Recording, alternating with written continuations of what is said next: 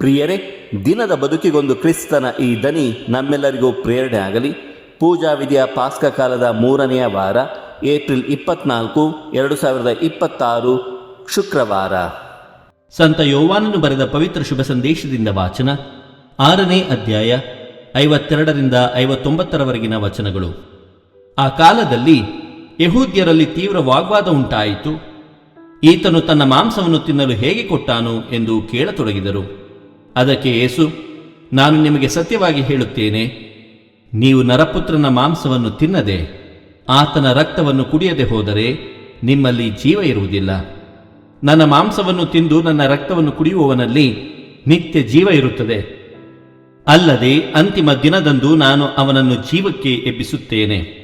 ನನ್ನ ಮಾಂಸವೇ ನಿಜವಾದ ಆಹಾರ, ನನ್ನ ರಕ್ತವೇ ನಿಜವಾದ ಪಾನ. ನನ್ನ ಮಾಂಸವನ್ನು ತಿಂದು ನನ್ನ ರಕ್ತವನ್ನು ಕುಡಿಯುವವನು ನನ್ನಲ್ಲಿ ನೆಲೆಸಿರುತ್ತಾನೆ, ನಾನು ಅವನಲ್ಲಿ ನೆಲೆಸಿರುತ್ತೇನೆ. ಜೀವಸ್ವರೂಪಿಯಾದ ಪಿತನು ನನ್ನನ್ನು ಕಳುಹಿಸಿಕೊಟ್ಟಿರುವರು, ನಾನು ಅವರಿಂದಲೇ ಜೀವಿಸುತ್ತೇನೆ.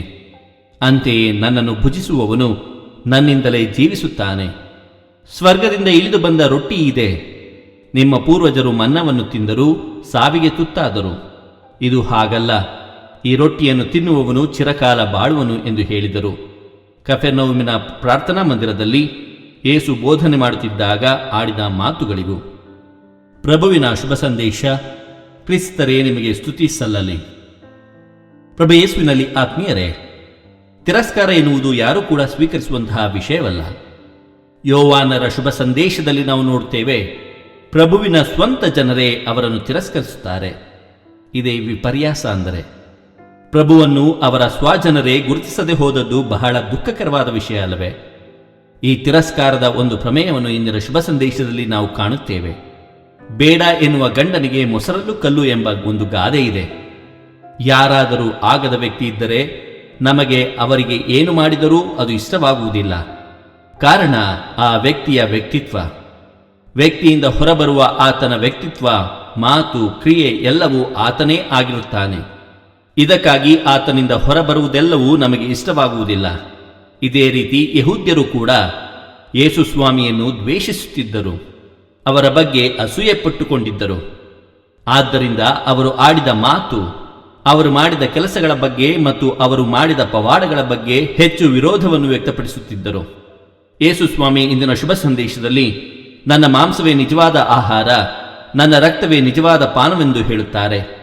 ಇದನ್ನು ಕೇಳಿದ ಯಹೂದ್ಯರಿಗೆ ಈ ಮಾತನ್ನು ಜೀರ್ಣಿಸಿಕೊಳ್ಳಲು ಆಗಲಿಲ್ಲ.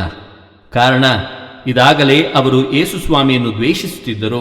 ದ್ವೇಷ ಒಳ್ಳೆಯತನವನ್ನು ಕಾಣಲು ಬಿಡುವುದಿಲ್ಲ.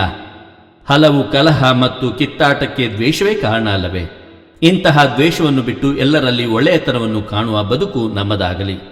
ದೇವರು ನಮ್ಮೆಲ್ಲರನ್ನು ಆಶೀರ್ವದಿಸಲಿ. ಇದು ಧ್ವನಿ ಮಾಧ್ಯಮ ಮನೆಯ ಕೊಡುಗೆ. ಧ್ವನಿ ವಂದನೆಯ ಸ್ವಾಮಿ ಶಾಂತಕುಮಾರ್ ಜೆ, ಬೆಂಗಳೂರು ಮಹಾಧರ್ಮ ಕ್ಷೇತ್ರ.